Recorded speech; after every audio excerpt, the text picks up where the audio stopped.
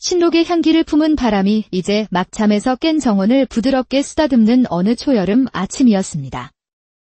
18배 꽃다운 나이, 서하 아가씨는 낡은 기둥에 등을 기댄 채 텅 빈 시선으로 마당을 바라보고 있었습니다. 기울어가는 가문의 마지막 희망이 오롯이 자신의 어깨에 달려있다는 사실을 그녀는 너무도 잘 알고 있었습니다. 아버지의 오랜 정적이었던 윤대감, 60을 훌쩍 넘긴 그 늙고 탐욕스러운 자의 첩으로 팔려가듯 시집을 가야 하는 것이 그녀에게 주어진 운명이었습니다. 지난 봄, 처음으로 인사를 올리던 날, 거미처럼 검버섯이 잔뜩 핀 손으로 제 손등을 쓸어내리던 그 차갑고 메마른 감촉. 그 기억을 떠올리는 것만으로도 서하는 숨이 턱 막혀왔습니다. 아무리 비단 옷과 금은보화로 치장한들, 그것은 살아도 사는 것이 아닌 3일터였습니다. 바로 그때였습니다. 늘 담장 너머에서 들려오던 낭낭한 글 읽는 소리가 잠시 멎는가 싶더니 이내 후원의 작은 쪽문으로 훤칠한 그림자 하나가 들어섰습니다. 이웃에 사는 강민준 도령이었습니다. 서로를 발견한 두 사람의 눈이 허공에서 마주쳤고 순간 세상의 모든 소음이 사라진 듯 했습니다. 먼저 침묵을 깬 것은 민준이었습니다. 그는 늘 그렇듯 맑고 고든 목소리로 물었습니다. 아가씨, 이리 이른 시간부터 뜰에 나와 계셨구려. 무슨 근심이라도 있으신 겁니까? 안색이 창백하여 보는 이의 마음까지 아프게 합니다. 서하는 애써 옅은 미소를 지어 보였습니다.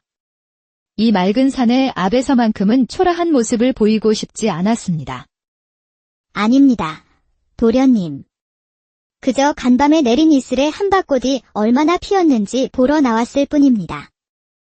도련님이야말로 이른 시간부터 글 공부에 매진하시니 건강을 해치실까 염려됩니다. 글이 손에 잡히질 않아 잠시 바람을 쐬러 나온 것입니다. 민주는 서하의 곁으로 한 걸음 다가서며 나직이 말을 이었습니다. 그의 시선은 한밭꽃보다 더 화사한 그녀의 얼굴에 머물렀습니다. 뜰에 핀 저 꽃송이가 꼭 아가씨의 얼굴과 같아서 자꾸만 마음이 그리로 향하는 것을 어찌하면 좋겠습니까? 책 속에 길이 있다 하였는데 제 마음의 길은 자꾸만 책 바깥으로 엇나가니 큰일입니다. 얼굴이 순식간에 달아오른 서하는 황급히 고개를 숙였습니다.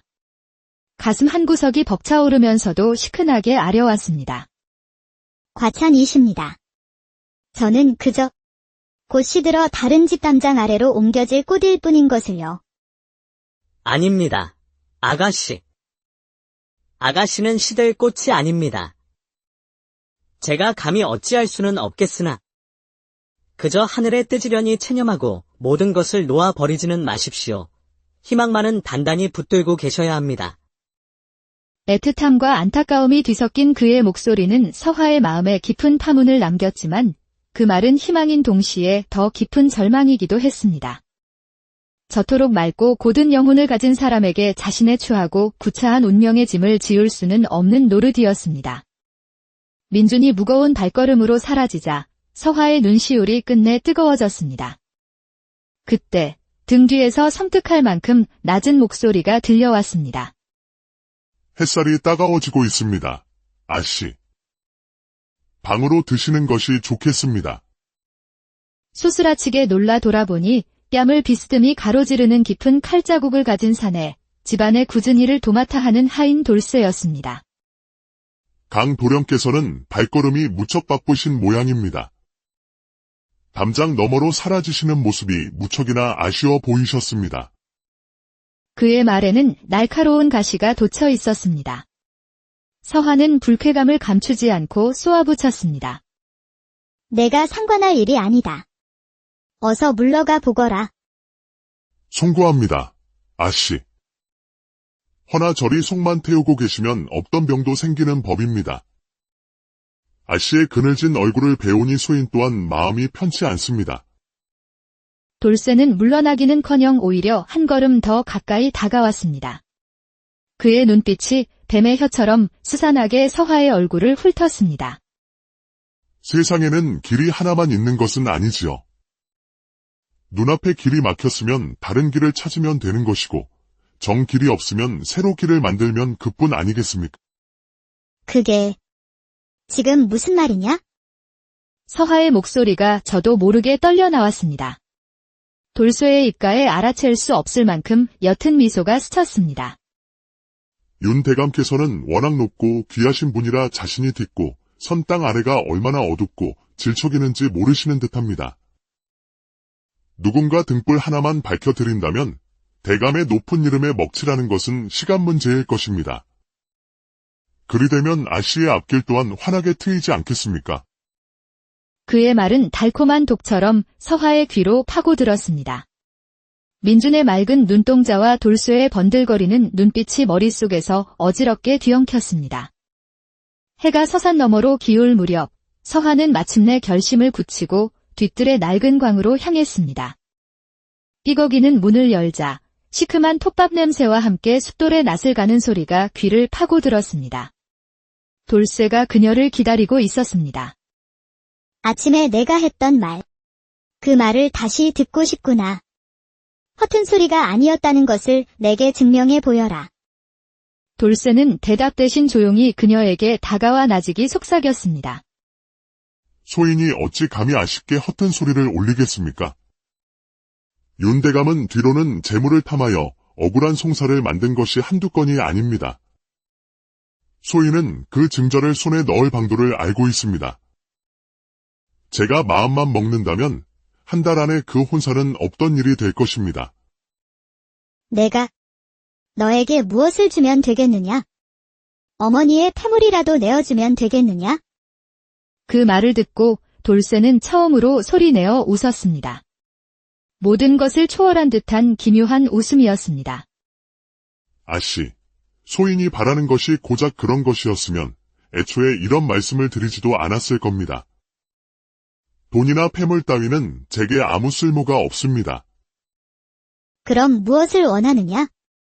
대체 무엇을? 돌쇠는 천천히 고개를 들어 그녀의 눈을 똑바로 마주 보았습니다. 그의 눈빛은 모든 것을 빨아들일 듯한 깊고 검은 심연과 같았습니다. 소인이 바라는 것은 오직 하나. 바로 아씨, 당신입니다. 벼락이라도 맞은 듯 서하의 온몸이 그대로 굳어버렸습니다. 돌쇠는 그녀의 귓가에 저주처럼 속삭였습니다. 일이 모두 끝나고 아씨께서 그 지긋지긋한 혼사로부터 자유로워지는 날, 아씨의 그 고귀한 몸을 소인에게 하룻밤만 내어주시면 됩니다. 늙은 대감에게 더럽혀지기 전에 소인이 먼저 아씨를 온전히 품고 싶습니다. 그것이 소인이 바라는 대가의 전부입니다. 네. 이놈. 지금 무슨 말을? 치욕과 분노로 눈앞이 아찔했습니다. 그러나 돌쇠는 한치의 흔들림도 없이 말을 이었습니다.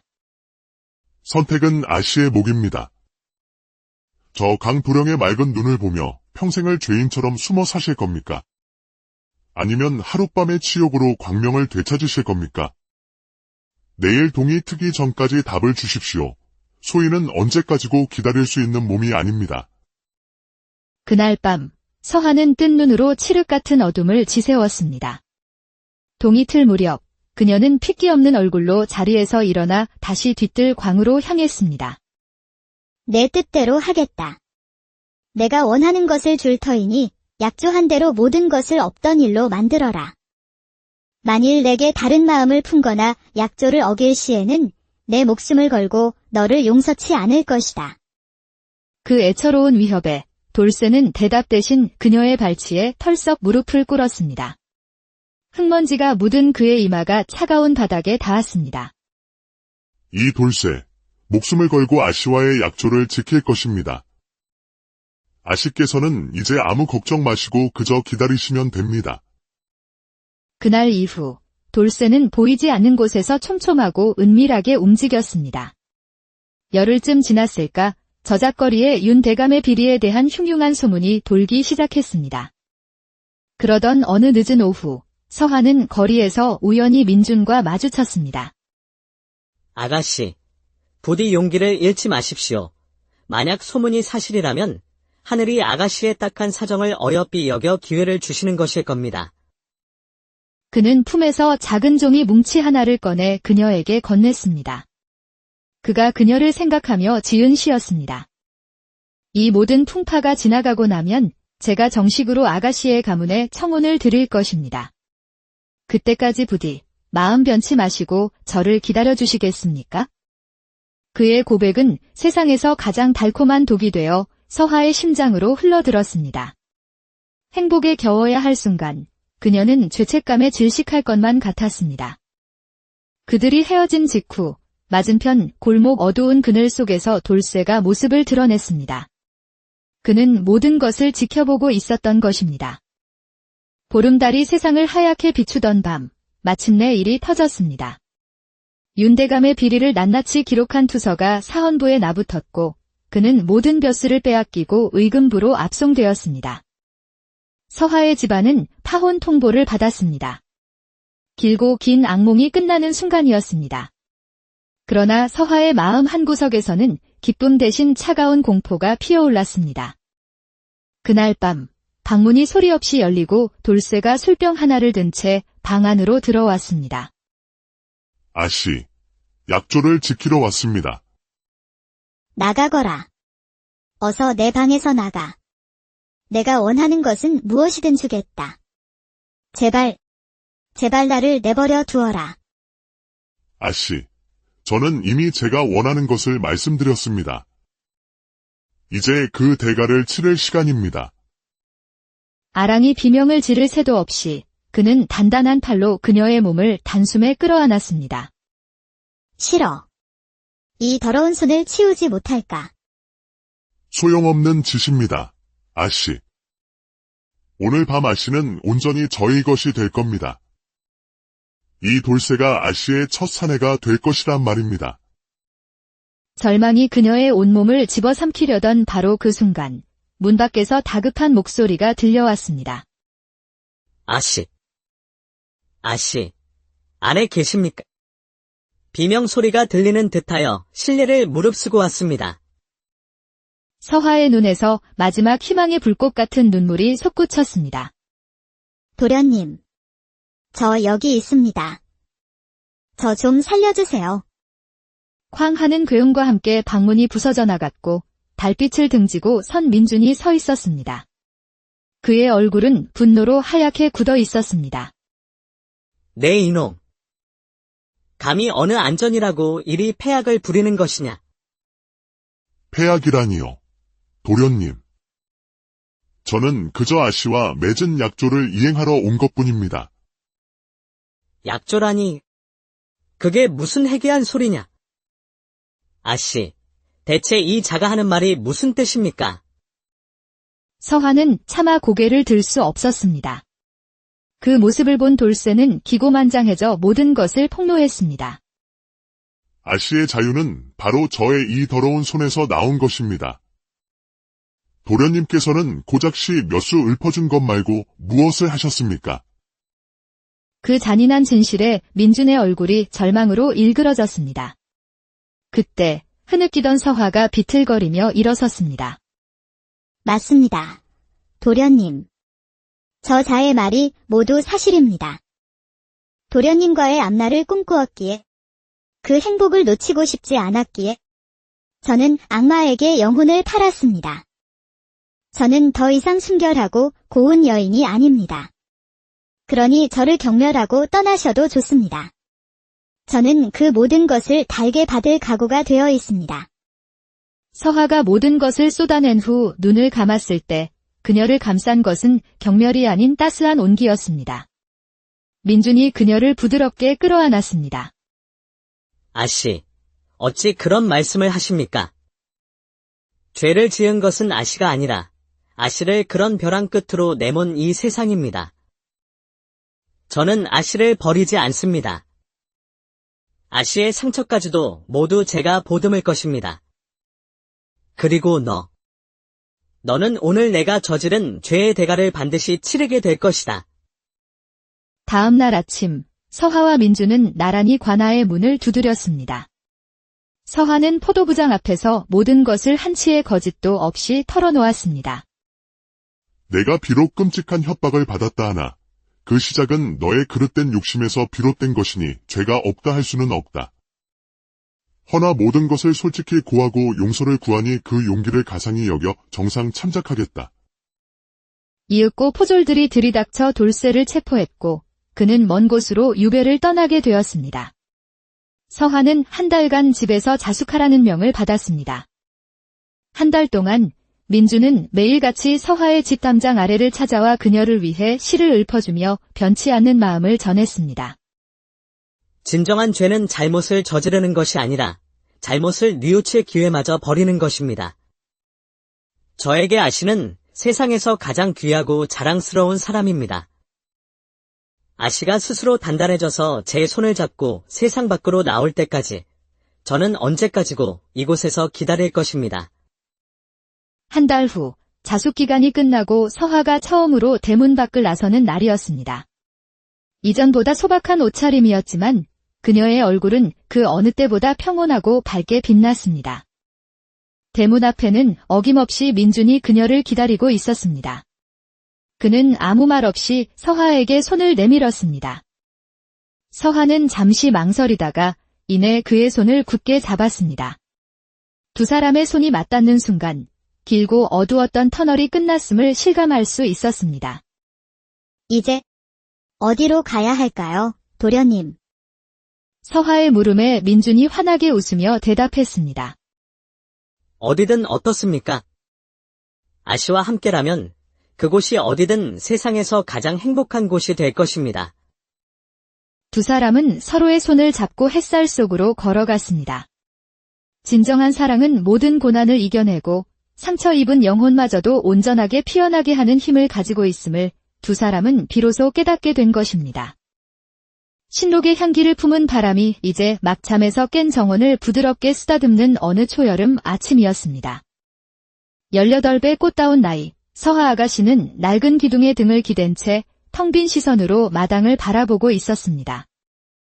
기울어가는 가문의 마지막 희망이 오롯이 자신의 어깨에 달려있다는 사실을 그녀는 너무도 잘 알고 있었습니다. 아버지의 오랜 정적이었던 윤대감, 60을 훌쩍 넘긴 그 늙고 탐욕스러운 자의 첩으로 팔려가듯 시집을 가야 하는 것이 그녀에게 주어진 운명이었습니다. 지난 봄, 처음으로 인사를 올리던 날, 거미처럼 검버섯이 잔뜩 핀 손으로 제 손등을 쓸어내리던 그 차갑고 메마른 감촉. 그 기억을 떠올리는 것만으로도 서하는 숨이 턱 막혀왔습니다.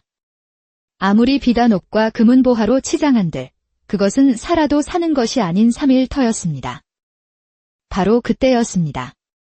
늘 담장 너머에서 들려오던 낭낭한 글 읽는 소리가 잠시 멎는가 싶더니 이내 후원의 작은 쪽문으로 훤칠한 그림자 하나가 들어섰습니다. 이웃에 사는 강민준 도령이었습니다. 서로를 발견한 두 사람의 눈이 허공에서 마주쳤고 순간 세상의 모든 소음이 사라진 듯 했습니다. 먼저 침묵을 깬 것은 민준이었습니다.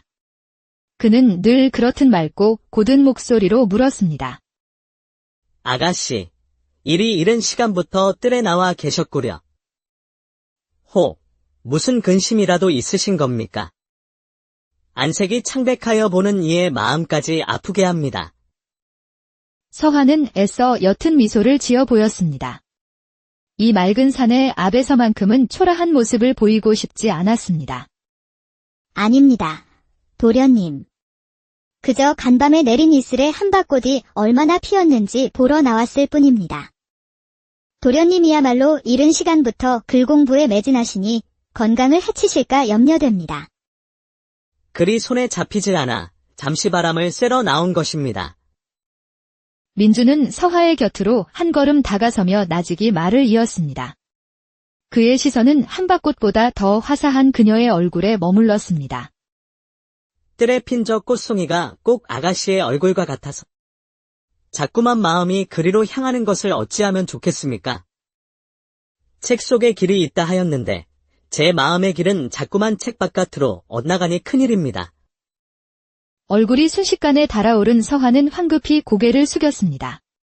가슴 한구석이 벅차오르면서도 시큰하게 아려왔습니다. 과찬이십니다. 저는 그저 곧 시들어 다른 집 담장 아래로 옮겨질 꽃일 뿐인 것을요. 아닙니다. 아가씨. 아가씨는 시들 꽃이 아닙니다. 제가 감히 어찌할 수는 없겠으나 그저 하늘에 뜨지려니 체념하고 모든 것을 놓아 버리지는 마십시오.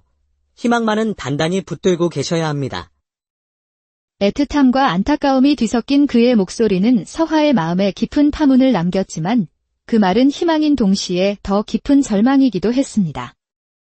저토록 맑고 고든 영혼을 가진 사람에게 자신의 추하고 구차한 운명의 짐을 지울 수는 없는 노릇이었습니다. 민준이 무거운 발걸음으로 사라지자 서화의 눈시울이 끝내 뜨거워졌습니다. 그때 등 뒤에서 섬뜩할 만큼 낮은 목소리가 들려왔습니다. 햇살이 따가워지고 있습니다. 아씨. 방으로 드시는 것이 좋겠습니다. 소스라치게 놀라 돌아보니 뺨을 비스듬히 가로지르는 깊은 칼자국을 가진 사내, 집안의 굳은 일을 도맡아 하는 하인 돌쇠였습니다.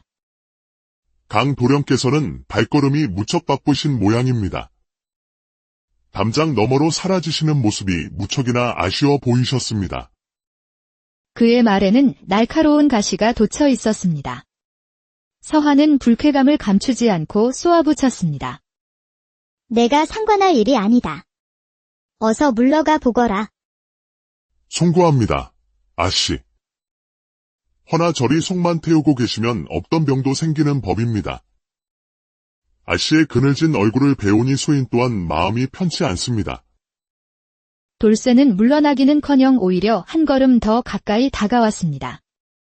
그의 눈빛이 뱀의 혀처럼 스산하게 서화의 얼굴을 훑었습니다. 세상에는 길이 하나만 있는 것은 아니지요. 눈앞에 길이 막혔으면 다른 길을 찾으면 되는 것이고 정 길이 없으면 새로 길을 만들면 그뿐 아니겠습니까? 그게 지금 무슨 말이냐? 서화의 목소리가 저도 모르게 떨려 나왔습니다. 돌쇠의 입가에 알아챌 수 없을 만큼 옅은 미소가 스쳤습니다. 윤 대감께서는 워낙 높고 귀하신 분이라 자신이 딛고 선 땅 아래가 얼마나 어둡고 질척이는지 모르시는 듯합니다. 누군가 등불 하나만 밝혀드린다면 대감의 높은 이름에 먹칠하는 것은 시간 문제일 것입니다. 그리 되면 아씨의 앞길 또한 환하게 트이지 않겠습니까? 그의 말은 달콤한 독처럼 서화의 귀로 파고들었습니다. 민준의 맑은 눈동자와 돌쇠의 번들거리는 눈빛이 머릿속에서 어지럽게 뒤엉켰습니다. 해가 서산 너머로 기울 무렵 서화는 마침내 결심을 굳히고 뒤뜰의 낡은 광으로 향했습니다. 삐거기는 문을 열자 시큼한 톱밥 냄새와 함께 숫돌의 낯을 가는 소리가 귀를 파고들었습니다. 돌쇠가 그녀를 기다리고 있었습니다. 아침에 내가 했던 말. 그 말을 다시 듣고 싶구나. 허튼 소리가 아니었다는 것을 내게 증명해 보여라. 돌쇠는 대답 대신 조용히 그녀에게 다가와 나직이 속삭였습니다. 소인이 어찌 감히 아쉽게 허튼 소리를 올리겠습니까?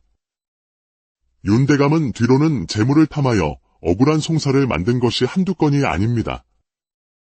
소인은 그 증거를 손에 넣을 방도를 알고 있습니다. 제가 마음만 먹는다면 한 달 안에 그 혼사는 없던 일이 될 것입니다. 내가 너에게 무엇을 주면 되겠느냐? 어머니의 패물이라도 내어주면 되겠느냐? 그 말을 듣고 돌쇠는 처음으로 소리내어 웃었습니다. 모든 것을 초월한 듯한 기묘한 웃음이었습니다. 아씨, 소인이 바라는 것이 고작 그런 것이었으면 애초에 이런 말씀을 드리지도 않았을 겁니다. 돈이나 패물 따위는 제게 아무 쓸모가 없습니다. 그럼 무엇을 원하느냐? 대체 무엇을? 돌쇠는 천천히 고개를 들어 그녀의 눈을 똑바로 마주 보았습니다. 그의 눈빛은 모든 것을 빨아들일 듯한 깊고 검은 심연과 같았습니다. 소인이 바라는 것은 오직 하나. 바로 아씨, 당신입니다. 벼락이라도 맞은 듯 서화의 온몸이 그대로 굳어버렸습니다. 돌쇠는 그녀의 귓가에 저주처럼 속삭였습니다. 일이 모두 끝나고 아씨께서 그 지긋지긋한 혼사로부터 자유로워지는 날, 아씨의 그 고귀한 몸을 소인에게 하룻밤만 내어주시면 됩니다. 늙은 대감에게 더럽혀지기 전에 소인이 먼저 아씨를 온전히 품고 싶습니다. 그것이 소인이 바라는 대가의 전부입니다. 네, 이놈. 지금 무슨 말을? 치욕과 분노로 눈앞이 아찔했습니다. 그러나 돌쇠는 한치의 흔들림도 없이 말을 이었습니다. 선택은 아씨의 몫입니다. 저 강도령의 맑은 눈을 보며 평생을 죄인처럼 숨어 사실 겁니까? 아니면 하룻밤의 치욕으로 광명을 되찾으실 겁니까? 내일 동이 트기 전까지 답을 주십시오. 소인은 언제까지고 기다릴 수 있는 몸이 아닙니다.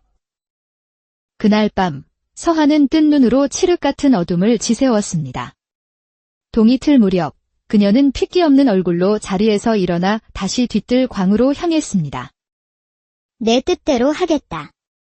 내가 원하는 것을 줄 터이니 약조한 대로 모든 것을 없던 일로 만들어라. 만일 내게 다른 마음을 품거나 약조를 어길 시에는 내 목숨을 걸고 너를 용서치 않을 것이다. 그 애처로운 위협에 돌쇠는 대답 대신 그녀의 발치에 털썩 무릎을 꿇었습니다. 흙먼지가 묻은 그의 이마가 차가운 바닥에 닿았습니다. 이 돌쇠, 목숨을 걸고 아씨와의 약조를 지킬 것입니다. 아씨께서는 이제 아무 걱정 마시고 그저 기다리시면 됩니다. 그날 이후 돌쇠는 보이지 않는 곳에서 촘촘하고 은밀하게 움직였습니다. 열흘쯤 지났을까 저작거리에 윤 대감의 비리에 대한 흉흉한 소문이 돌기 시작했습니다. 그러던 어느 늦은 오후 서한은 거리에서 우연히 민준과 마주쳤습니다. 아가씨, 부디 용기를 잃지 마십시오. 만약 소문이 사실이라면 하늘이 아가씨의 딱한 사정을 어여삐 여겨 기회를 주시는 것일 겁니다. 그는 품에서 작은 종이 뭉치 하나를 꺼내 그녀에게 건넸습니다. 그가 그녀를 생각하며 지은 시였습니다. 이 모든 풍파가 지나가고 나면 제가 정식으로 아가씨의 가문에 청혼을 드릴 것입니다. 그때까지 부디 마음 변치 마시고 저를 기다려주시겠습니까? 그의 고백은 세상에서 가장 달콤한 독이 되어 서하의 심장으로 흘러들었습니다. 행복에 겨워야 할 순간 그녀는 죄책감에 질식할 것만 같았습니다. 그들이 헤어진 직후 맞은편 골목 어두운 그늘 속에서 돌쇠가 모습을 드러냈습니다. 그는 모든 것을 지켜보고 있었던 것입니다. 보름달이 세상을 하얗게 비추던 밤, 마침내 일이 터졌습니다. 윤대감의 비리를 낱낱이 기록한 투서가 사헌부에 나붙었고 그는 모든 벼슬을 빼앗기고 의금부로 압송되었습니다. 서하의 집안은 파혼 통보를 받았습니다. 길고 긴 악몽이 끝나는 순간이었습니다. 그러나 서하의 마음 한구석에서는 기쁨 대신 차가운 공포가 피어올랐습니다. 그날 밤 방문이 소리 없이 열리고 돌쇠가 술병 하나를 든 채 방 안으로 들어왔습니다. 아씨, 약조를 지키러 왔습니다. 나가거라. 어서 내 방에서 나가. 내가 원하는 것은 무엇이든 주겠다. 제발 나를 내버려 두어라. 아씨, 저는 이미 제가 원하는 것을 말씀드렸습니다. 이제 그 대가를 치를 시간입니다. 아랑이 비명을 지를 새도 없이 그는 단단한 팔로 그녀의 몸을 단숨에 끌어안았습니다. 싫어. 이 더러운 손을 치우지 못할까? 소용없는 짓입니다. 아씨. 오늘 밤 아씨는 온전히 저희 것이 될 겁니다. 이 돌쇠가 아씨의 첫 사내가 될 것이란 말입니다. 절망이 그녀의 온몸을 집어삼키려던 바로 그 순간 문 밖에서 다급한 목소리가 들려왔습니다. 아씨, 안에 계십니까? 비명 소리가 들리는 듯하여 실례를 무릅쓰고 왔습니다. 서하의 눈에서 마지막 희망의 불꽃 같은 눈물이 솟구쳤습니다. 도련님. 저 여기 있습니다. 저 좀 살려주세요. 쾅 하는 괴음과 함께 방문이 부서져 나갔고 달빛을 등지고 선 민준이 서 있었습니다. 그의 얼굴은 분노로 하얗게 굳어 있었습니다. 네 이놈. 감히 어느 안전이라고 이리 패악을 부리는 것이냐. 폐악이라니요. 도련님. 저는 그저 아씨와 맺은 약조를 이행하러 온 것뿐입니다. 약조라니. 그게 무슨 해괴한 소리냐. 아씨, 대체 이 자가 하는 말이 무슨 뜻입니까? 서화는 차마 고개를 들 수 없었습니다. 그 모습을 본 돌쇠는 기고만장해져 모든 것을 폭로했습니다. 아씨의 자유는 바로 저의 이 더러운 손에서 나온 것입니다. 도련님께서는 고작시 몇 수 읊어준 것 말고 무엇을 하셨습니까? 그 잔인한 진실에 민준의 얼굴이 절망으로 일그러졌습니다. 그때 흐느끼던 서화가 비틀거리며 일어섰습니다. 맞습니다. 도련님. 저 자의 말이 모두 사실입니다.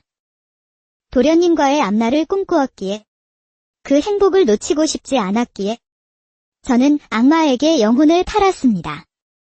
저는 더 이상 순결하고 고운 여인이 아닙니다. 그러니 저를 경멸하고 떠나셔도 좋습니다. 저는 그 모든 것을 달게 받을 각오가 되어 있습니다. 서화가 모든 것을 쏟아낸 후 눈을 감았을 때 그녀를 감싼 것은 경멸이 아닌 따스한 온기였습니다. 민준이 그녀를 부드럽게 끌어안았습니다. 아씨, 어찌 그런 말씀을 하십니까? 죄를 지은 것은 아씨가 아니라 아씨를 그런 벼랑 끝으로 내몬 이 세상입니다.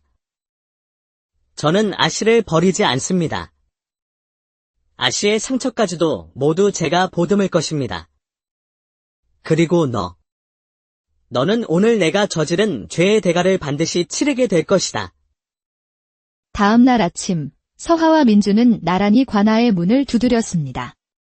서화는 포도부장 앞에서 모든 것을 한치의 거짓도 없이 털어놓았습니다. 내가 비록 끔찍한 협박을 받았다 하나 그 시작은 너의 그릇된 욕심에서 비롯된 것이니 죄가 없다 할 수는 없다. 허나 모든 것을 솔직히 고하고 용서를 구하니 그 용기를 가상히 여겨 정상 참작하겠다. 이윽고 포졸들이 들이닥쳐 돌쇠를 체포했고 그는 먼 곳으로 유배를 떠나게 되었습니다. 서화는 한 달간 집에서 자숙하라는 명을 받았습니다. 한 달 동안 민주는 매일같이 서화의 집 담장 아래를 찾아와 그녀를 위해 시를 읊어주며 변치 않는 마음을 전했습니다. 진정한 죄는 잘못을 저지르는 것이 아니라 잘못을 뉘우칠 기회마저 버리는 것입니다.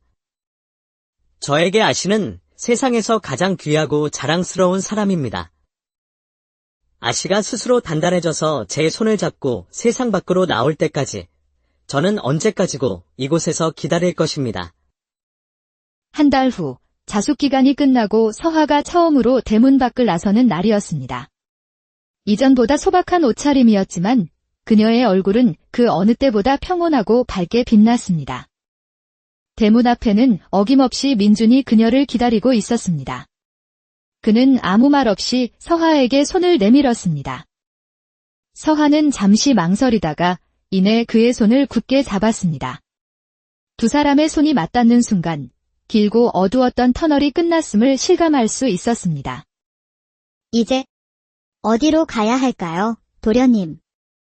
서화의 물음에 민준이 환하게 웃으며 대답했습니다.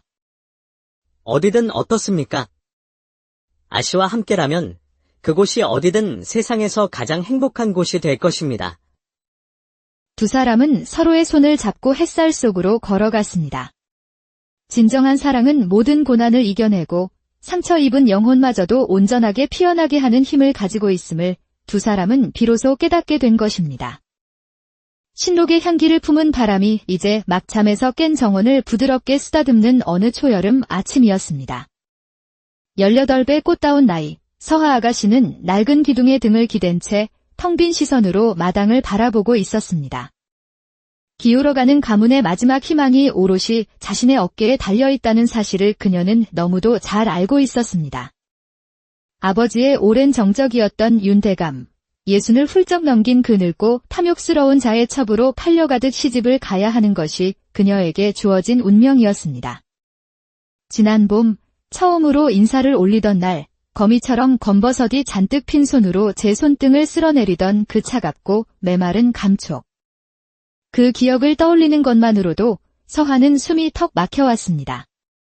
아무리 비단 옷과 금은 보화로 치장한들, 그것은 살아도 사는 것이 아닌 3일터였습니다. 바로 그때였습니다.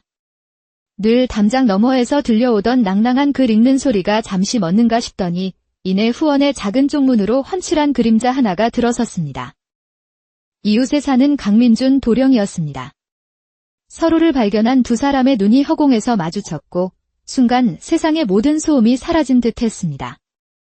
먼저 침묵을 깬 것은 민준이었습니다. 그는 늘 그렇듯 맑고 고든 목소리로 물었습니다. 아가씨, 이리 이른 시간부터 뜰에 나와 계셨구려.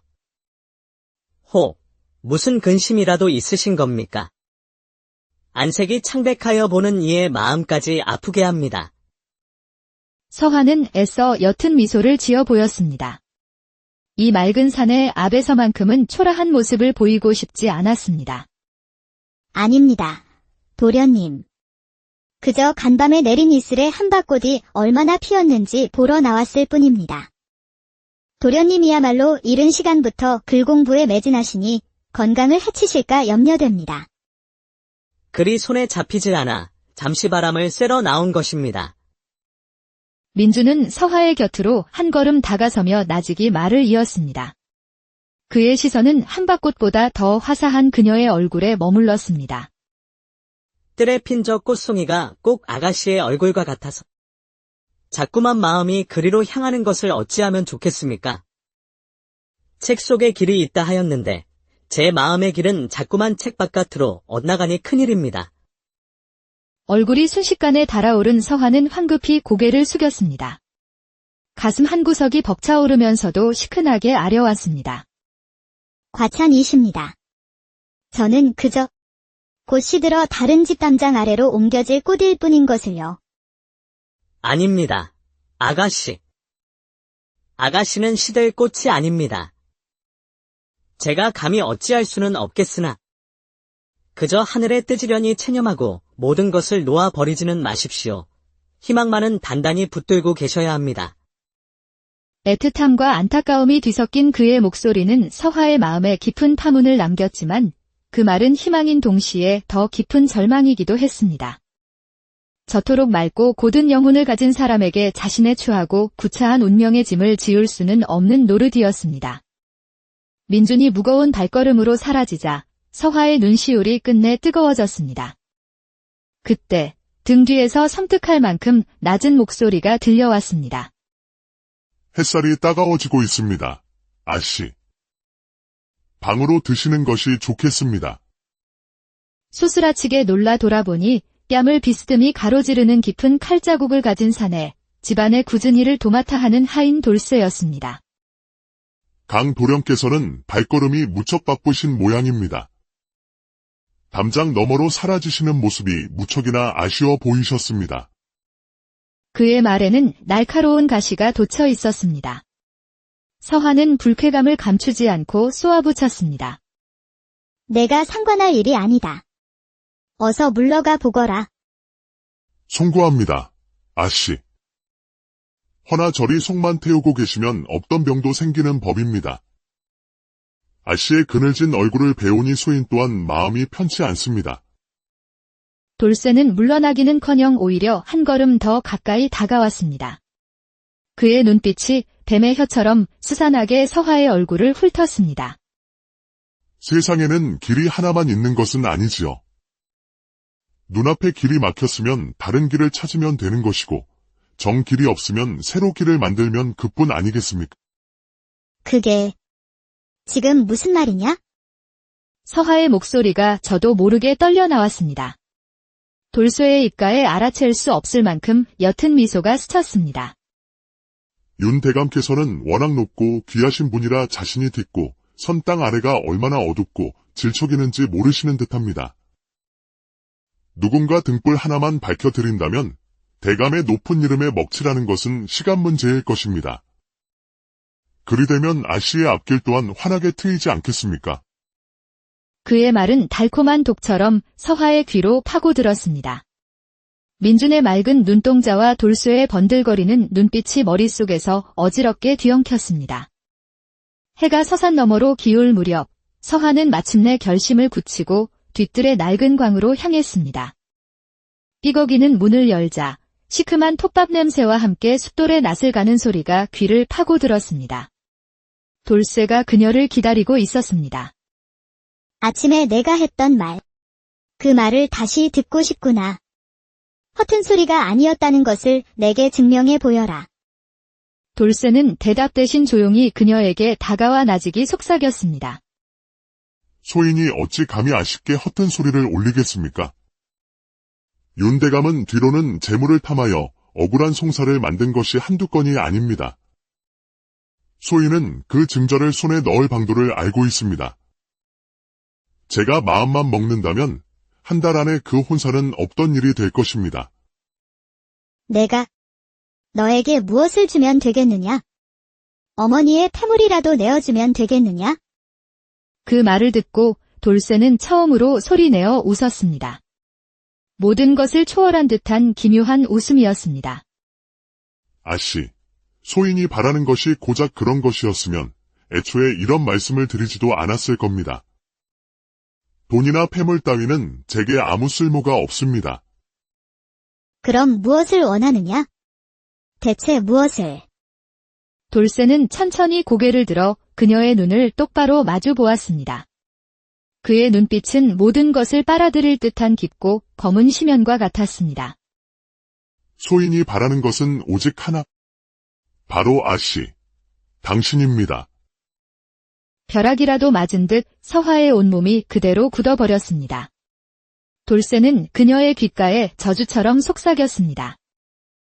일이 모두 끝나고 아씨께서 그 지긋지긋한 혼사로부터 자유로워지는 날, 아씨의 그 고귀한 몸을 소인에게 하룻밤만 내어주시면 됩니다. 늙은 대감에게 더럽혀지기 전에 소인이 먼저 아씨를 온전히 품고 싶습니다. 그것이 소인이 바라는 대가의 전부입니다. 네. 이놈. 지금 무슨 말을? 치욕과 분노로 눈앞이 아찔했습니다. 그러나 돌쇠는 한치의 흔들림도 없이 말을 이었습니다. 선택은 아씨의 몫입니다. 저 강도령의 맑은 눈을 보며 평생을 죄인처럼 숨어 사실 겁니까? 아니면 하룻밤의 치욕으로 광명을 되찾으실 겁니까? 내일 동이 트기 전까지 답을 주십시오. 소인은 언제까지고 기다릴 수 있는 몸이 아닙니다. 그날 밤 서하는 뜬 눈으로 칠흑 같은 어둠을 지새웠습니다. 동이 틀 무렵 그녀는 핏기 없는 얼굴로 자리에서 일어나 다시 뒤뜰 광으로 향했습니다. 내 뜻대로 하겠다. 내가 원하는 것을 줄 터이니 약조한 대로 모든 것을 없던 일로 만들어라. 만일 내게 다른 마음을 품거나 약조를 어길 시에는 내 목숨을 걸고 너를 용서치 않을 것이다.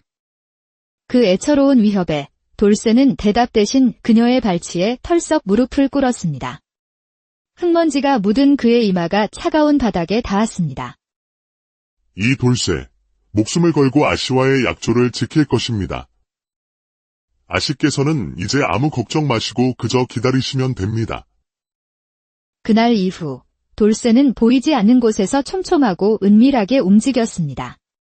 열흘쯤 지났을까 저작거리에 윤 대감의 비리에 대한 흉흉한 소문이 돌기 시작했습니다. 그러던 어느 늦은 오후 서하는 거리에서 우연히 민준과 마주쳤습니다. 아가씨, 부디 용기를 잃지 마십시오. 만약 소문이 사실이라면 하늘이 아가씨의 딱한 사정을 어여삐 여겨 기회를 주시는 것일 겁니다. 그는 품에서 작은 종이 뭉치 하나를 꺼내 그녀에게 건넸습니다. 그가 그녀를 생각하며 지은 시였습니다. 이 모든 풍파가 지나가고 나면 제가 정식으로 아가씨의 가문에 청혼을 드릴 것입니다. 그때까지 부디 마음 변치 마시고 저를 기다려주시겠습니까? 그의 고백은 세상에서 가장 달콤한 독이 되어 서하의 심장으로 흘러들었습니다. 행복에 겨워야 할 순간 그녀는 죄책감에 질식할 것만 같았습니다. 그들이 헤어진 직후 맞은편 골목 어두운 그늘 속에서 돌쇠가 모습을 드러냈습니다. 그는 모든 것을 지켜보고 있었던 것입니다. 보름달이 세상을 하얗게 비추던 밤, 마침내 일이 터졌습니다. 윤대감의 비리를 낱낱이 기록한 투서가 사헌부에 나붙었고 그는 모든 벼슬을 빼앗기고 의금부로 압송되었습니다. 서하의 집안은 파혼 통보를 받았습니다. 길고 긴 악몽이 끝나는 순간이었습니다. 그러나 서하의 마음 한구석에서는 기쁨 대신 차가운 공포가 피어올랐습니다. 그날 밤 방문이 소리 없이 열리고 돌쇠가 술병 하나를 든 채 방 안으로 들어왔습니다. 아씨, 약조를 지키러 왔습니다. 나가거라. 어서 내 방에서 나가. 내가 원하는 것은 무엇이든 주겠다. 제발 나를 내버려 두어라. 아씨, 저는 이미 제가 원하는 것을 말씀드렸습니다. 이제 그 대가를 치를 시간입니다. 아랑이 비명을 지를 새도 없이 그는 단단한 팔로 그녀의 몸을 단숨에 끌어안았습니다. 싫어. 이 더러운 손을 치우지 못할까? 소용없는 짓입니다. 아씨. 오늘 밤 아씨는 온전히 저희 것이 될 겁니다. 이 돌쇠가 아씨의 첫 사내가 될 것이란 말입니다. 절망이 그녀의 온몸을 집어삼키려던 바로 그 순간 문 밖에서 다급한 목소리가 들려왔습니다. 아씨. 아씨. 안에 계십니까? 비명 소리가 들리는 듯하여 실례를 무릅쓰고 왔습니다. 서하의 눈에서 마지막 희망의 불꽃 같은 눈물이 솟구쳤습니다. 도련님. 저 여기 있습니다. 저 좀 살려주세요. 쾅 하는 괴음과 함께 방문이 부서져 나갔고 달빛을 등지고 선 민준이 서 있었습니다. 그의 얼굴은 분노로 하얗게 굳어 있었습니다. 네 이놈. 감히 어느 안전이라고 이리 패악을 부리는 것이냐. 폐악이라니요. 도련님. 저는 그저 아씨와 맺은 약조를 이행하러 온 것뿐입니다. 약조라니. 그게 무슨 해괴한 소리냐. 아씨, 대체 이 자가 하는 말이 무슨 뜻입니까? 서하는 차마 고개를 들 수 없었습니다. 그 모습을 본 돌쇠는 기고만장해져 모든 것을 폭로했습니다. 아씨의 자유는 바로 저의 이 더러운 손에서 나온 것입니다. 도련님께서는 고작시 몇 수 읊어준 것 말고 무엇을 하셨습니까? 그 잔인한 진실에 민준의 얼굴이 절망으로 일그러졌습니다. 그때 흐느끼던 서하가 비틀거리며 일어섰습니다. 맞습니다. 도련님. 저 자의 말이 모두 사실입니다. 도련님과의 앞날을 꿈꾸었기에, 그 행복을 놓치고 싶지 않았기에, 저는 악마에게 영혼을 팔았습니다. 저는 더 이상 순결하고 고운 여인이 아닙니다. 그러니 저를 경멸하고 떠나셔도 좋습니다. 저는 그 모든 것을 달게 받을 각오가 되어 있습니다. 서하가 모든 것을 쏟아낸 후 눈을 감았을 때 그녀를 감싼 것은 경멸이 아닌 따스한 온기였습니다. 민준이 그녀를 부드럽게 끌어안았습니다. 아씨, 어찌 그런 말씀을 하십니까? 죄를 지은 것은 아씨가 아니라 아씨를 그런 벼랑 끝으로 내몬 이 세상입니다. 저는 아씨를 버리지 않습니다. 아씨의 상처까지도 모두 제가 보듬을 것입니다. 그리고 너는 오늘 내가 저지른 죄의 대가를 반드시 치르게 될 것이다. 다음 날 아침, 서하와 민준은 나란히 관아의 문을 두드렸습니다. 서하는 포도부장 앞에서 모든 것을 한치의 거짓도 없이 털어놓았습니다. 내가 비록 끔찍한 협박을 받았다 하나 그 시작은 너의 그릇된 욕심에서 비롯된 것이니 죄가 없다 할 수는 없다.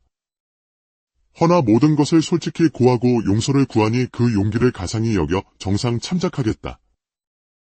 이윽고 포졸들이 들이닥쳐 돌쇠를 체포했고 그는 먼 곳으로 유배를 떠나게 되었습니다. 서하는 한 달간 집에서 자숙하라는 명을 받았습니다. 한 달 동안 민주는 매일같이 서하의 집 담장 아래를 찾아와 그녀를 위해 시를 읊어주며 변치 않는 마음을 전했습니다. 진정한 죄는 잘못을 저지르는 것이 아니라 잘못을 뉘우칠 기회마저 버리는 것입니다. 저에게 아씨는 세상에서 가장 귀하고 자랑스러운 사람입니다. 아씨가 스스로 단단해져서 제 손을 잡고 세상 밖으로 나올 때까지 저는 언제까지고 이곳에서 기다릴 것입니다. 한 달 후 자숙기간이 끝나고 서하가 처음으로 대문 밖을 나서는 날이었습니다. 이전보다 소박한 옷차림이었지만 그녀의 얼굴은 그 어느 때보다 평온하고 밝게 빛났습니다. 대문 앞에는 어김없이 민준이 그녀를 기다리고 있었습니다. 그는 아무 말 없이 서하에게 손을 내밀었습니다. 서하는 잠시 망설이다가 이내 그의 손을 굳게 잡았습니다. 두 사람의 손이 맞닿는 순간 길고 어두웠던 터널이 끝났음을 실감할 수 있었습니다. 이제 어디로 가야 할까요, 도련님? 서하의 물음에 민준이 환하게 웃으며 대답했습니다.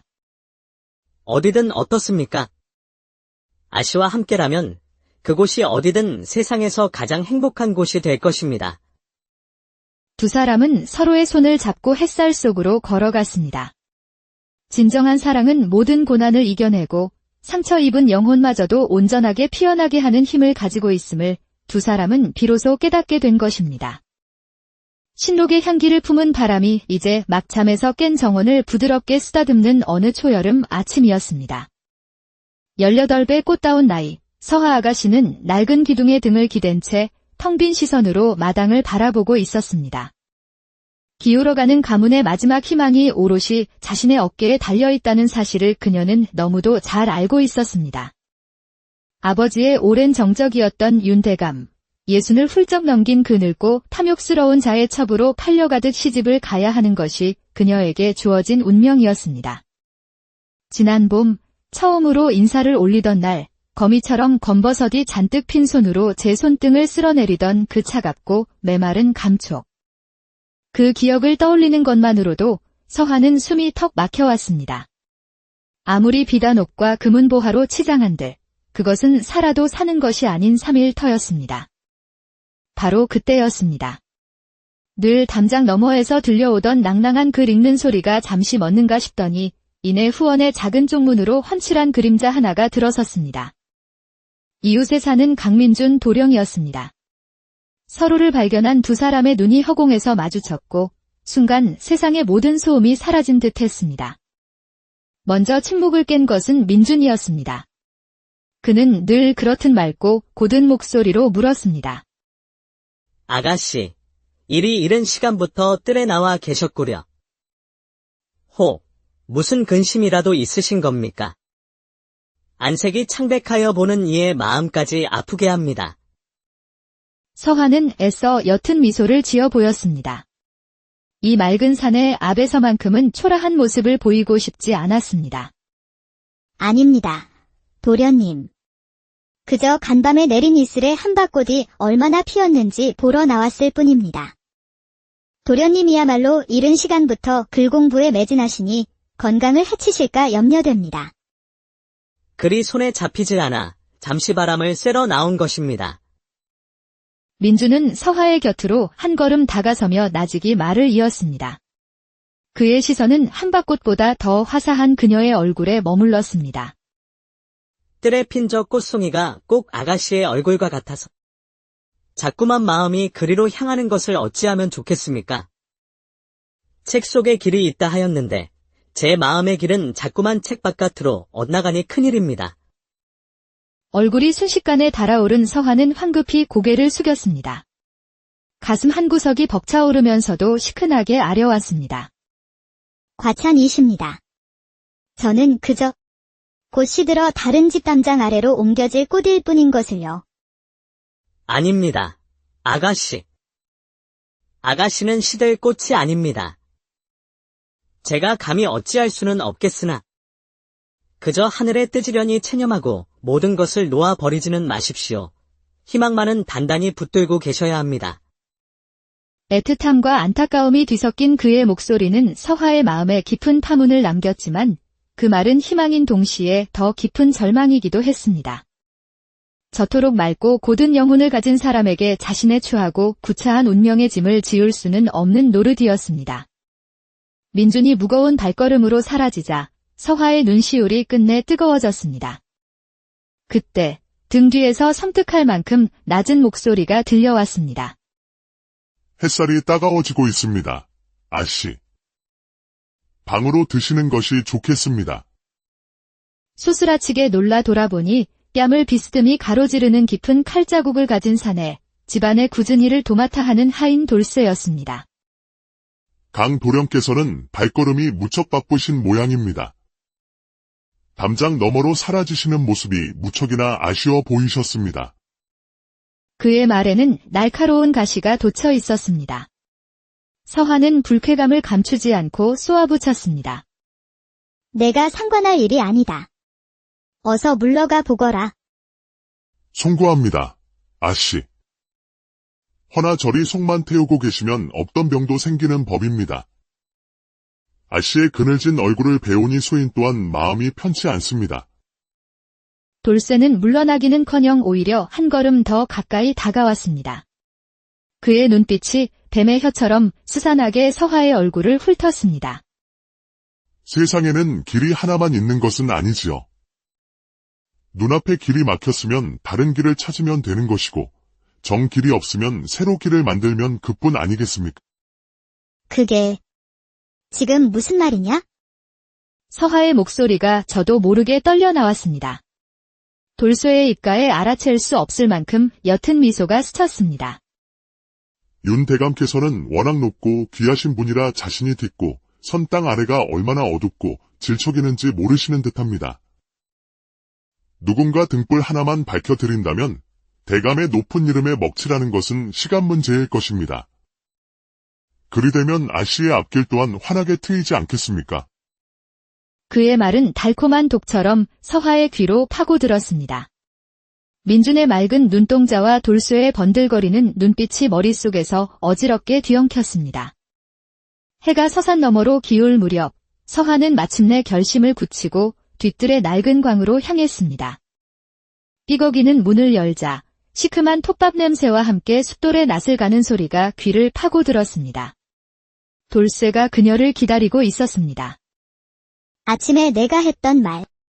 그 말을 다시 듣고 싶구나. 허튼 소리가 아니었다는 것을 내게 증명해 보여라.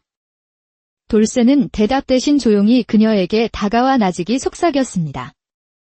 소인이 어찌 감히 아쉽게 허튼 소리를 올리겠습니까? 윤 대감은 뒤로는 재물을 탐하여 억울한 송사를 만든 것이 한두 건이 아닙니다. 소인은 그 증거를 손에 넣을 방도를 알고 있습니다. 제가 마음만 먹는다면 한 달 안에 그 혼사는 없던 일이 될 것입니다. 내가 너에게 무엇을 주면 되겠느냐? 어머니의 패물이라도 내어주면 되겠느냐? 그 말을 듣고 돌쇠는 처음으로 소리내어 웃었습니다. 모든 것을 초월한 듯한 기묘한 웃음이었습니다. 아씨, 소인이 바라는 것이 고작 그런 것이었으면 애초에 이런 말씀을 드리지도 않았을 겁니다. 돈이나 패물 따위는 제게 아무 쓸모가 없습니다. 그럼 무엇을 원하느냐? 대체 무엇을? 돌쇠는 천천히 고개를 들어 그녀의 눈을 똑바로 마주 보았습니다. 그의 눈빛은 모든 것을 빨아들일 듯한 깊고 검은 심연과 같았습니다. 소인이 바라는 것은 오직 하나. 바로 아씨, 당신입니다. 벼락이라도 맞은 듯 서화의 온몸이 그대로 굳어버렸습니다. 돌쇠는 그녀의 귓가에 저주처럼 속삭였습니다. 일이 모두 끝나고 아씨께서 그 지긋지긋한 혼사로부터 자유로워지는 날, 아씨의 그 고귀한 몸을 소인에게 하룻밤만 내어주시면 됩니다. 늙은 대감에게 더럽혀지기 전에 소인이 먼저 아씨를 온전히 품고 싶습니다. 그것이 소인이 바라는 대가의 전부입니다. 네. 이놈. 지금 무슨 말을? 치욕과 분노로 눈앞이 아찔했습니다. 그러나 돌쇠는 한치의 흔들림도 없이 말을 이었습니다. 선택은 아씨의 몫입니다. 저 강도령의 맑은 눈을 보며 평생을 죄인처럼 숨어 사실 겁니까? 아니면 하룻밤의 치욕으로 광명을 되찾으실 겁니까? 내일 동이 트기 전까지 답을 주십시오. 소인은 언제까지고 기다릴 수 있는 몸이 아닙니다. 그날 밤 서화는 뜬 눈으로 칠흑 같은 어둠을 지새웠습니다. 동이 틀 무렵 그녀는 핏기 없는 얼굴로 자리에서 일어나 다시 뒤뜰 광으로 향했습니다. 내 뜻대로 하겠다. 내가 원하는 것을 줄 터이니 약조한 대로 모든 것을 없던 일로 만들어라. 만일 내게 다른 마음을 품거나 약조를 어길 시에는 내 목숨을 걸고 너를 용서치 않을 것이다. 그 애처로운 위협에 돌쇠는 대답 대신 그녀의 발치에 털썩 무릎을 꿇었습니다. 흙먼지가 묻은 그의 이마가 차가운 바닥에 닿았습니다. 이 돌쇠, 목숨을